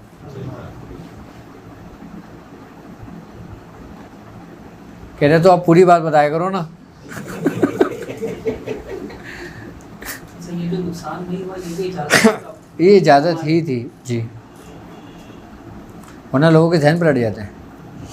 लोग हाजरात के अमल ये समझते हैं कि हाजिर करने का अमल इतना आसान होता है कि जिसकी कोई हद नहीं, जबकि सबसे ख़तरनाक अमल ना किसी को बुलाना होता है। सही बात। अब मैं तुम्हें बुलाऊंगा, जब तुम आओगे तो अपने पूरे वजूद के साथ आओगे ना मेरे पास। अब आपके हाथ में हथियार भी होगा या कुछ भी होगा, आप सारी ज़िंदगी मेरा गुलाम होना पसंद करोगे? कभी भी नहीं करोगे। अल्लाह पाक ने हर चीज़ को आज़ाद पैदा किया। आज़ाद पैदा किया। हम बना रहे हैं तो आगे तो हुज्जत तो करेगा। हुज्जत तो करेगा, अपनी हुज्जत तमाम करेगा वो वो। तमाम करेगा वो। सही बात। इसमें 313 मतलब जो आप इरशाद फरमा रहे हैं, तो इसमें अव्वल आपने दुरूद शरीफ लाजमी है हाँ पढ़ सकते एक हैं। तादाद के साथ, जी, जी, और जी। इसमें 24 घंटे के हिसाब से पढ़ना है जी, या वक्त मखसूस करके पढ़ना है, इशा और फजर के दरमियान पढ़ना है, रात के टाइम में रात के टाइम पढ़ना एक ही नशीद। है, एक ही नशीद। अच्छा सूरह कुरैश रात में ही पढ़ी जाती है? अच्छा, कुछ अमल ऐसे होते हैं जो दिन में होते हैं, कुछ अमल ऐसे होते हैं जो रात में होते हैं, तो उनकी तासीरें चेंज हो जाती हैं, बदल जाती हैं। अच्छा, ये सूरह कुरैश जो ना, ये समझ लें कि बड़े बड़े शयातीन, बड़े बड़े जिन्नात, बड़े बड़े देव और खबीस, इससे बांध सकते हो आप सूरह कुरैश से।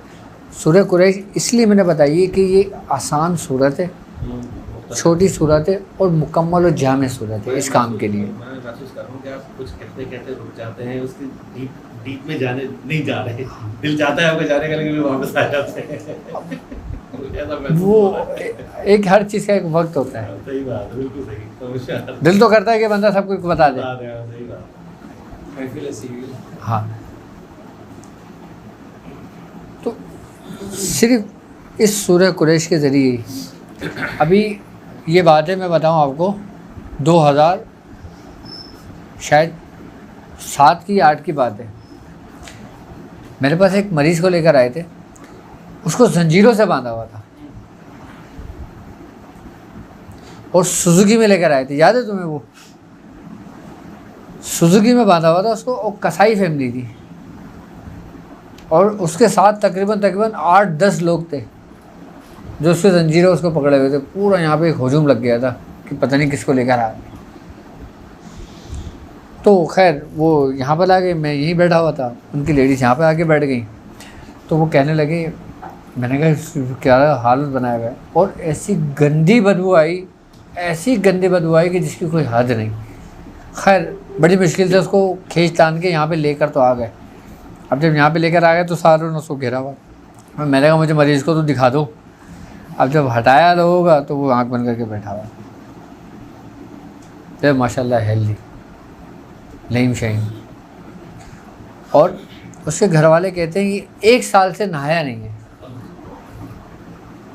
क्या? 8 महीने से इसकी ये बेड़ियाँ डली हुई हैं, जंजीरें डली हुई हैं इसके। कितने? 8 महीने से। पाकिस्तान का कोई आमिल हमने ना छोड़ा होगा जो, या कोई ऐसी जगह नहीं होगी जहाँ पे हमने इसको ना दिखाया हो। कहते हैं 2 से 3 आमिलों की तो मौत हो गई है। तो खैर ये लोग बच्चे, ये लोग लड़के यहीं थे। तो मैंने उनसे कहा, मैंने कहा अच्छा एक काम करो, उसकी जंजीरें तो खोलो। कह रहे हकीम साहब ये हमला करता है और ये मार देता है। जैसे आप नाखून देखें इसका, बोले पूरा शैतान बना होता है। मैंने कहा यार खोलो तो सही इसको। तो कहने हकीम साहब आप अपनी मर्ज़ी से खुलवाएंगे। मैंने कहा हाँ खोलो इसको। अब वो जूं एक उसकी जंजीर खोले, एक बंदा बाहर जाता रहे। एक जंजीर खुले, एक बंदा बाहर है। आखिरी जब जंजीर खुली थी तो एक ही बंदा खड़ा हुआ था, बाकी सारे बाहर थे। खैर वो स्टूल रखा हुआ था यहाँ वाइट वाला, वो बस बैठा रहा। उसने एकदम आँख खोली। मैं कुछ नहीं पढ़ रहा था, कुछ नहीं कर रहा था, मैं ऐसे ही बैठा हुआ था। मैं देख रहा था कि क्या तमाशा करता है। उसने ये हाथ लेके ना ऐसे यूँ टेबल पे मारा मेरी धड़म करके। उसने टेबल पे हाथ मारा और कहता है कि आज मुझे कोई मर्द मिला है। क्या? ये उसके अल्फाज थे जो गूंज रहे थे कि आज मुझे कोई मर्द मिला है, मैं जा रहा हूँ। मैंने कहा ऐसे नहीं जाएगा। रोने लगा, चीखने लगा। मैंने कहा नहीं ऐसे नहीं जाएगा। फिर वो अपने तेज पर आ गया। फिर कह रहा है मैंने तुझ जैसे को बहुत मारा है, मैं तुझे भी मार दूंगा। मैंने कहा मार दे, हम तो वैसे ही फारिग हैं, मरीज़ तो कोई है ही नहीं यहाँ पे, इससे बेहतर है तू ही मार दे। तो जी वो उसके बाद सिर्फ मैंने उसको पानी दम करके दिया, उसको पानी पिलाया, वो बेहोश हो गया। वो गिर गया और उसके अंदर जो खबीस जो देव था ना, वो खूनी खबीस था, वो निकल के इसके जिस्म से बाहर खड़ा हो गया आके। वो जंजीरें फिर गिर गया। गिरने के बाद फिर बेहोश हो गया। अब उसके घर वाले कह रहे हैं, मैंने कहा कुछ नहीं, होश आ जाएगा। 5 मिनट बाद उसको होश आया। आप यकीन करेंगे वो अपने आप को देख के बोल रहा है कि मुझे हुआ क्या है, मुझे हुआ क्या था और ये मेरी हालत कैसी है और मेरे अंदर से बदबू कैसी आ रही है, पानी डालो मेरे ऊपर, उतारो मेरे ऊपर से कपड़े, और ये मेरे जख्म कैसे हुए हैं ये। यानी वो 1 साल तक उसके अंदर मौजूद रहा। होश ही नहीं था उसको, एक लम्हे के लिए होश नहीं था उस इंसान को। ये किसी ने मुसल्लत किया हुआ है या? हाँ, मुसल्लत किया हुआ है।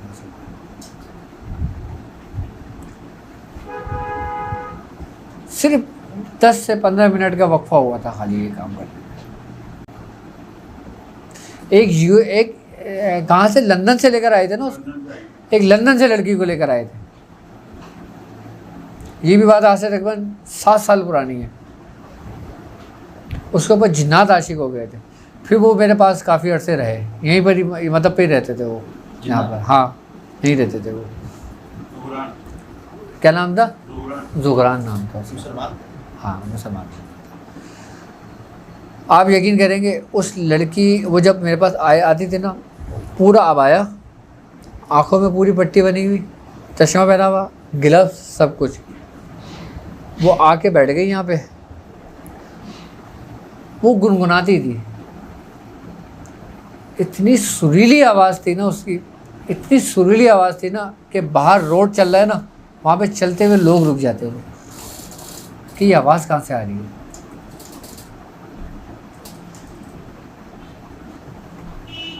सिर्फ वो ये कहती थी, ना ना ना ना ना ना ना ना ना, ये सिर्फ ये उसके बोल थे, ये बोलती थी।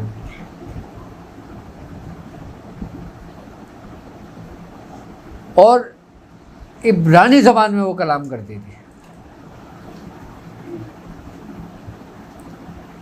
उसका थोड़ा सा टाइम लगा था, वो उसका भी मामला नहीं बढ़ गया था। लेकिन ये सारा काम मैंने किया था सूरह कुरैश से। खून खबीस का जो बताने का मकसद था ना आपको, वो सिर्फ यही वाक़या था कि सूरह कुरैश की बरकत थी वो। सूरह कुरैश के आमिल के आगे ना कोई चीज़ टिक नहीं सकती।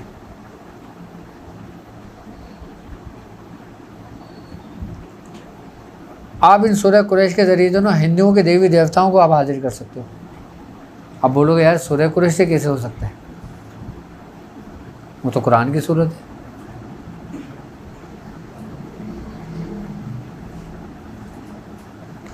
हर काम हो सकता है सूरह कुरैश से, हर काम हो सकता है।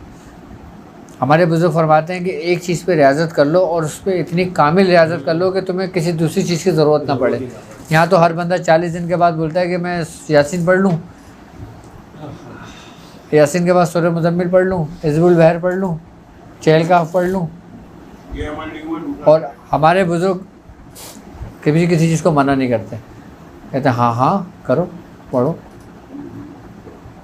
हाँ, एक चीज़ की रस्सी को मजबूती से थाम लो और उसको, उसमें कमाल हासिल कर लो।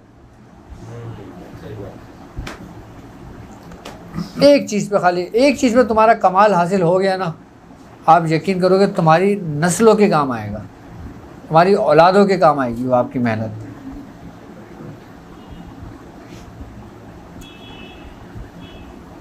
और असल चीज़ वही है क्या, तरीक़ेकार।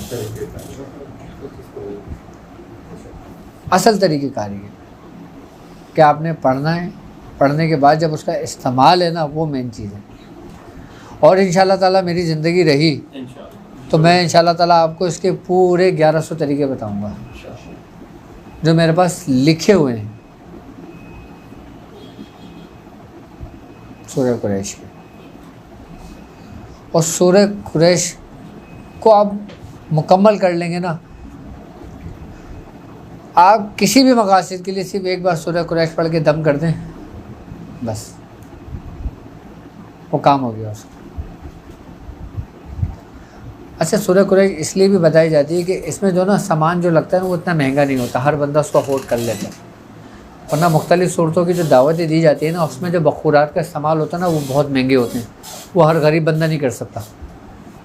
लेकिन सूरह कुरैश के जो बखूरात इस्तेमाल होते हैं ना दावत के अंदर, वो मामूली से है, वो नहीं नहीं नहीं नहीं अभी कुछ नहीं, वो दावत के तरीके और ज़कात सगीर कबूल तो बात की बात है जी। अभी तो इब्तिदा है, अभी तो सिर्फ पढ़ना है, इसलिए ताकि आपकी पहचान हो जाए, आपकी रजिस्ट्री हो जाए कि आपकी रजिस्ट्रेशन हो गई है। अब क्लासेस का तो आगाज़ होगा। सुबह अगर अंडा खा लिया था तो आज 24 घंटे गुजारने के बाद फिर नहीं आप पढ़ नहीं, आज से पढ़ सकते हो, कोई मसला नहीं। आज शादी में जाना हो तो चले जाना शादी में, खा लेना, कोई मसला नहीं है। हाँ पढ़ लेना, कोई मसला नहीं। लेकिन हमारे चचाओं की शादी हमारे सामने गुजरी है, हमने नहीं खाया शादी का खाना। यहाँ तक कि हमारी जो मेरी अपनी शादी का खाना मैंने नहीं खाया, परहेज़ पे था मैं। अब अंदाज़ा कर लें इस बात से। अपनी शादी में मैंने मीठे से खाना खाया था, सिर्फ मीठा खाया? सिर्फ मीठा खाया था मैंने बस। वो भी शीरमाल तापन ढूंढवा के उसको मैंने कहा था लेकर आ मेरे लिए।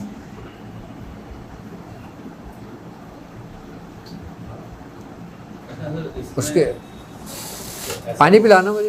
ये ऐसा काम भी आता है कि आप को कैफियत आती है बहुत, जब इंतहा को पहुँचता है कि हर चीज़ इस्तेमाल कर लें, कुछ भी खा रहे थे। मैं आपको बताऊं ना अब, हाँ मैं आपको बताऊं, हाँ जब ये परहेज़ को मेरे तकरीबन 10-12 साल हो गए थे ना, तो मेरी हालत ऐसी हो गई थी कि डॉक्टरों ने मुझे जवाब दे दिया था। कमज़ोरी इतनी हो गई थी कि तो हमारी दादी जी ना, हमारी दादी हमारे पापा से लड़ पड़ी। तो जुल्म कर रहा है तो उसको मारेगा, ये मर जाएगा ये।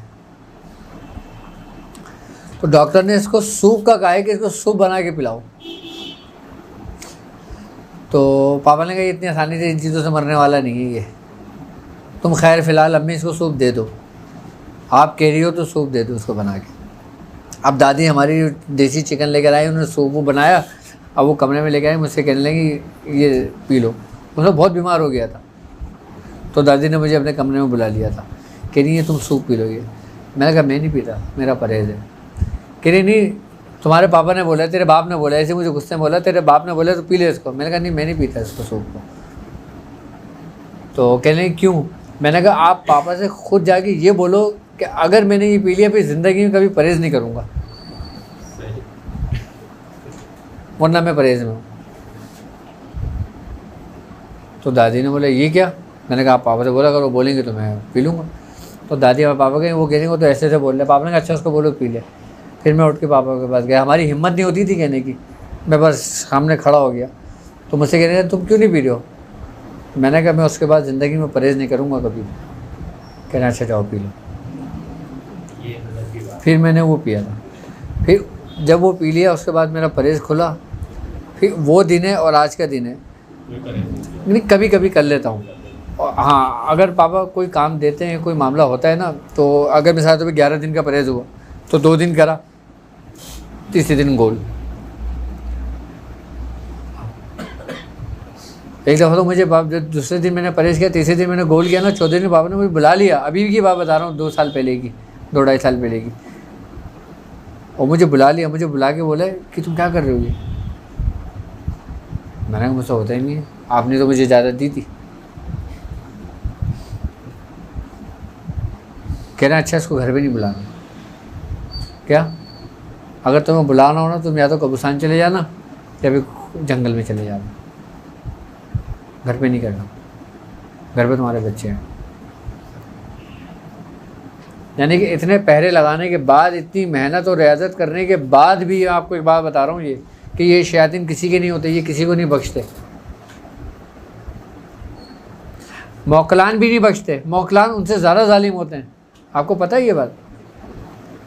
हम समझते हैं कि ये बड़े हमारे अगर मतियो फरमा बरदार हो गए तो हमारे बड़े वो हो गए, मौके की ताक में रहते हैं। जिन्नात से ज़्यादा ख़तरनाक होते हैं लोग। जिन्नात में ही कमाल हासिल करके बस वहीं तक रह जाते हैं, मौकलान तक नहीं पहुंच पाते। जब तक दावत ना दी जाए तब तक ये हाजिर नहीं होते। या कुछ ऐसे अमल होते हैं कि आप पढ़ते पढ़ते ही हाजिर हो जाते हैं, दावत की जरूरत नहीं पड़ती। ये पढ़ते पढ़ते ये हाजिर नहीं होते, पढ़ते पढ़ते वो चीज़ हाजिर होती हैं जो उसके इर्द गिर्द होती हैं, जो आपके अहले मोहल्ला में अकेले, जो अकेले महल्ला के अंदर ऐसी चीज़ होती हैं, वो चीज़ें तंग करती हैं आके। और आप नहीं कर रही तो, लेकिन पता है कि हैं, हाँ, लेकिन तंग नहीं कर रहे। तो ये उसकी तासीर है आपके अमल की, आपके पढ़ने की, कि आपको उनके शर से आप महफूज हो। कभी कभार अगर ऐसा होता है कि मियाँ हुजूर ने कुछ चीज़ें जो है वो आप इजाज़त दी हुई, तो वो चीज़ें चल रही होती हैं। कभी कभी ऐसा होता है सुबह सोते सोते ऐसा लगता है कि जो है वो कोई चीज़ आई है हवा की सूरत में, और आँख भी खुल गई ग्रोथ की वाली, तो बाकायदा महसूस हुआ कि वो आई और जिस्म के अंदर उतर गई। वो जैसे उतरती है तो वो कभी ऐसा होता है कि सोते सोते सूरह मुज़म्मिल ज़बान पे जारी हो जाती है, नहीं तो कभी कभी सैयदना गौसे आज़म रज़ी अल्लाह ताला अन्हु की तरफ निगाह चली जाती है और वो ऐसा लगता है कि उसी वक्त निकल गई उसी वक्त, लेकिन महसूस होता है बाकायदा। ये हमला आवर होती है बाकायदा। क्योंकि इंसान जब देखो नींद के हालात में होता है ना, तो उसकी रूह सैर करती है, उसका जिस्म छोड़ देती है, और जिस्म का रूह का कनेक्शन ऐसा होता है कि एक लम्हा जो होता है ना, उसका भी समझ लें कि एक तिहाई हिस्से का जो हिस्सा होता है ना, उस हिस्से में फ़ौरन मुंतकिल हो जाती है। इंसान दुनिया में जिससे मोहब्बत करता है, इंसान दुनिया में जो चीज़ इबादत करता है, जिस चीज़ पे रियाजत करता है, मरने के बाद वही उसके काम आती है। क्योंकि नबी करीम सल्लल्लाहु अलैहि वसल्लम का फरमान है कि इंसान दुनिया में जिससे मोहब्बत करता है, उसका आखिरत में हिसाब किताब उसी के साथ उन्हीं लोगों के साथ होगा, उन्हीं के साथ होगा। नींद के बारे में ना कि ये भी मौत की किसी में बहन है, ठीक है। अब बेदारी की हालत में आप जिस हालत में हैं, यानी कि कुछ पढ़ के सोएं या आपका ख्याल कुछ गुमान रहा है, आई बस समझ में, तो फिर वो आपकी हिफाजत करता है, आपके जिस्म की हिफाजत करती है। जिस तरीके से कब्र के अंदर आपका जिस्म मट्टी उससे वो रहती है, हिफाजत करती है आपका जिस्म, आपकी रियाजत, इसी तरीके से ज़ाहिरी हालत में जो आप कलाम कह के सोते हो वो चीज़ उसकी हिफाजत करती है। इसका प्रैक्टिकली लोगों ने करा है, इसका प्रैक्टिकल लोगों ने इस तरीके से करा है कि सादे कलमात कहकर, कि जैसे इनका नाम फ़हीम है, इन्होंने कहा कि फ़हीम मुझे सुबह 11 बजे उठा देना, ये 3 दफ़ा कह के सो गए, ठक करके 11 बजे आँख खुल गई, 8 बजे से बैठे। ये प्रैक्टिकल लोगों ने करा है, और ये आम कलमात हैं। और एक वो कलमात जो तजल्लिया इलाही पे मुश्तमिल है, उसकी क्या शान है, उसकी क्या बात है। आपका कुछ भी पढ़ा हुआ ज़ाया नहीं है। अभी जो हमारा वक्त गुजरेगा ना, अभी हम इंशाअल्लाह ताला जब इस रस्ते पे चल रहे हैं, अम्बिया के रस्ते पे, तो मैं इसमें बाकायदा हर चीज़ से, अभी तो हमने ये चल रहा है, अभी हम प्रैक्टिकली भी करेंगे। आई ना बात समझ में। हम फिर इसमें मोहनी के बारे में, मोहनी सुना है ना, मोहनियों के बारे में, हाँ अच्छा, फिर चौकियों के बारे में, फिर हैकल के बारे में, फिर जब इंसान जो आगे बढ़ता, जैसे जैसे हमारा वक्त गुजरता जाएगा ना, हम फिर इसमें प्रैक्टिस करते चले जाएंगे और तरीक़ेकार समझाते चले जाएंगे। अभी हम तकरीबन मैं कौन सा हमने करा था, मैथोलॉजी जो कर रहा था हमने, सिर्फ मैथोलॉजी के भी 2 प्रोग्राम किए थे मैंने, जिसमें मैंने सिर्फ उनके शयातीन का बताया था, उसके बारे में क्या नाम था उनका, मुझे याद भी नहीं रहा, शेख सद्दू का, और उनका इंडिया के देवी देवताओं के बारे में मैंने बताया था। आप यकीन करेंगे, लोग कह रहे हैं कि हमें नहीं पता था आज तक शेख सद्दू का असल नाम क्या है। वरना हिंदुस्तान में लोग इसको पता है क्या समझते हैं, मीरा जी के नाम से मशहूर हैं ये, और हिंदुस्तान के अंदर लोग इसको वली समझते थे। लोगों का कितना बड़ा कॉन्सेप्ट क्लियर हुआ है, किसको, शेख सद्दू को। यूट्यूब पे इसके वो है, मैं सर्च कर रहा था, यूट्यूब पे इसको बड़ा अच्छा बना के पेश किया कि इसको आपको ना वो हाजिर करे, बहुत अच्छा ही है। मैंने हाँ, हाजिर बताएगा ये तुम्हें। शेख सद्दू को ये लोग वली समझते थे। बाकायदा मुसलमान घरों के अंदर इसकी बाकायदा नज़र और नियाज होती है, बल्कि इंडिया में चिराग जलाया जाता है इसके नाम के। और जो लोग इसकी नज़र नियाज नहीं करते ना, तो ये उनको नुकसान पहुँचाता है। वो कहते हैं, लोगों को जब हकीकत का पता चला ना, फिर लोग कहने लगे यार हम क्या गुमराही पे थे, और ये तो हम सालों से करते हुए आ रहे हैं।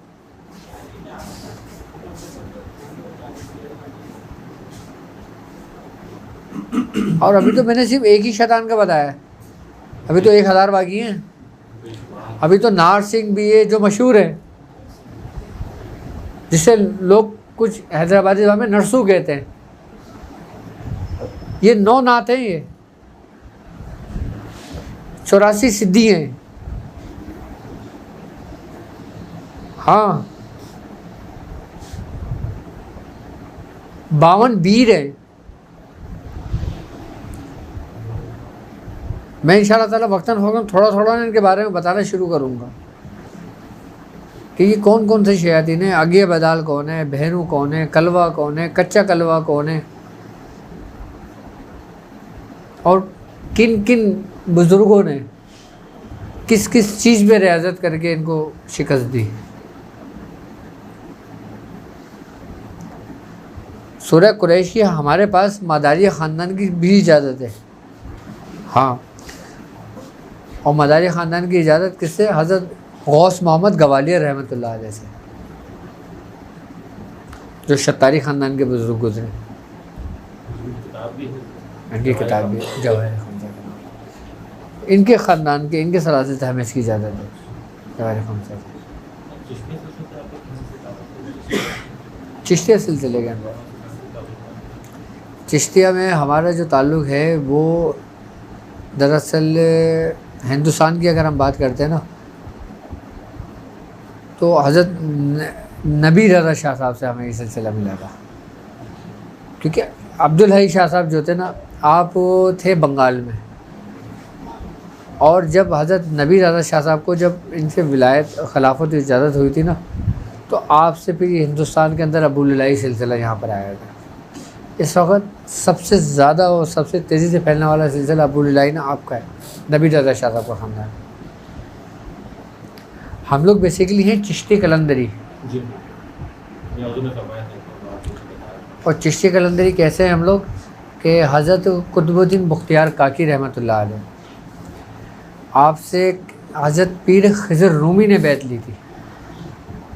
अच्छा, पीर खिज़र रूमी का जो ख़ानदान था ना, वो कलंदरिया ख़ानदान था। आपने चिश्ती ख़ानदान में बैत तलब ली थी, तो हम चिश्ती कलंदरी वहाँ से कहलाए कि जब पीर खिज़र रूमी ने खिलाफत इजाज़त हज़रत नजमुद्दीन कलंदर को अता की थी। दोनों सिलसिलों से मिल गई। हाँ, अच्छा, बुज़ुर्ग फरमाते हैं कि ये वो सिलसिला बन जाता है जो जिसे कहते हैं ना मरजिल बहरीन, जी कि दो दरिया आपस में बह जाए। हमारा कलंदरिया और चिश्तिया जब ये दो सिलसिले आकर में बहे ना, तो फिर वो हमारा सिलसिला चला था। ये सिलसिला मरजिल बहरीन कहलाता है हमारा, चिश्तिया कलंदरिया सिलसिला। और कलंदरिया सिलसिले के अंदर जो ना बुज़ुर्गों की उम्रें बड़ी तवील होती है, 100 साल, 90 साल, 95, कम से कम बुज़ुर्ग की उम्र जो ना 95 साल, 90 साल गुजरी। लेकिन हमारे नबी रज़ा शाह साहब की उम्र बहुत कम थी, आपको जवानी में विसाल हो गया था आपका। और आपकी रियाजत ये थी कि आपने 9 दिन में 1.25 लाख चेलकाफ पढ़ी थी। कितने दिन में? 9 दिन में 1.25 लाख चेलकाफ पढ़ी थी। हमारे पूरे सलासिल में इतनी जल्दी 1.25 लाख किसी बुजुर्ग ने नहीं की। 11 दिन में भी किए, 21 दिन में भी किए, 40 दिन में भी 1.25 लाख किए, लेकिन 9 दिन में हज़रत नबी रज़ा शाह साहब ने पढ़ी थी। हमारे ख़ानदान के अंदर चेलकाफ बहुत ज़्यादा पढ़ी गई है, और सूरह कुरैश मदारिया ख़ानदान में बहुत पढ़ी गई है। हिंदुस्तान के अंदर अगर शयातीनों को शिकस्त हुई है ना, तो वो सूरह कुरैश की बरकत से हुई है।